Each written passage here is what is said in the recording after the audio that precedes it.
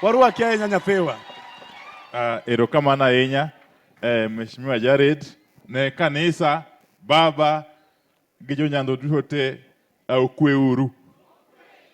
I want to be extremely brief since we have got a very tight schedule today. Let me start by really appreciating the sermon from the pastor today, because it gave us serious encouragement.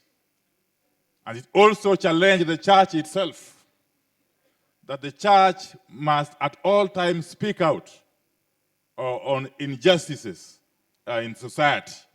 And I'm very encouraged by the sermon from the pastor.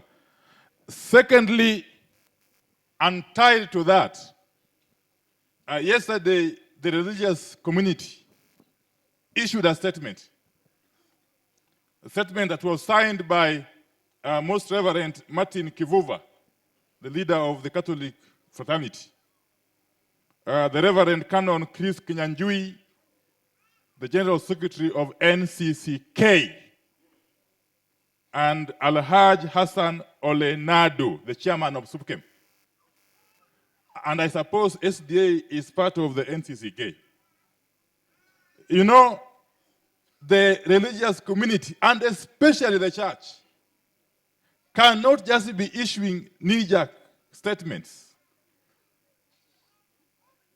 when the country is going under. And yet, in most times, those statements just scratch at the surface. And why do I say so?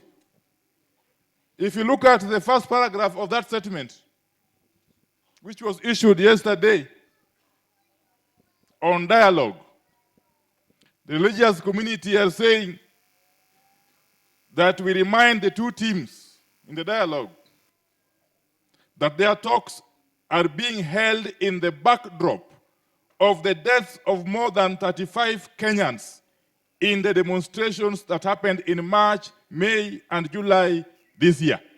Let me say this. The church cannot just talk about 35 deaths without going to show the cause of the deaths. Because it's a fact that all those deaths have been caused by the police. That has to be said.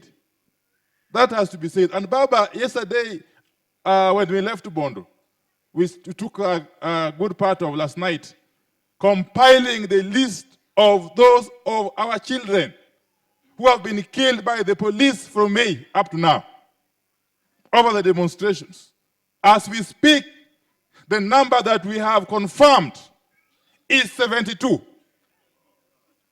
And we are going to be able to publish these names as early as tomorrow.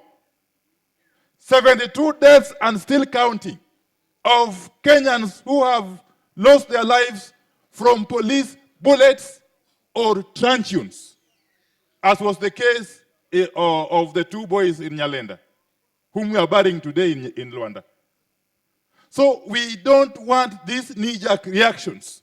We want to plead with the church that please speak out. Speak out, even if a good part of you has already gone to bed with the regime in power. We want the church to remain steadfast, if only to be seen to be on the side of the people. Finally, and my colleagues have spoken about it, how can the IG of police, Mr. Comey, come out in the open and claim that we are collecting bodies and paying? We are paying mortuaries. We are renting bodies and displaying for the cameras. And yet in this statement of the religious community, nothing of the sort is being mentioned. We would have expected the church, at the very least, to demand that Mr. Comey withdraws those unfortunate remarks, because they remain very un-Christian. Oh, come on. Emamiyo jadala wa mang'eny kawuono waongo go. To gima duong' ahinya en wan kaka joluo nyaka wadong' uru kwariwore adi achiel bang' jatendwa ma en ng'a? Raila Amolo. That is very important. That is very important. And I am more concerned, Baba, Not just Gijoa Mosawe about the Kuchu. The Nikech Makatokoro Wangeyo, that they are that side. Joa Katamajo Luo, Mosawe, Bo join Joka Wangeyo Kamagintie. Gima Chandawa and Jampo Duanago. To keep on sending mixed signals. We better face the enemy that we know rather than Germany, but continue to send mixed signals. Mano, we must speak out very, very strongly. Thank you very much. Akelo most bende mo woku.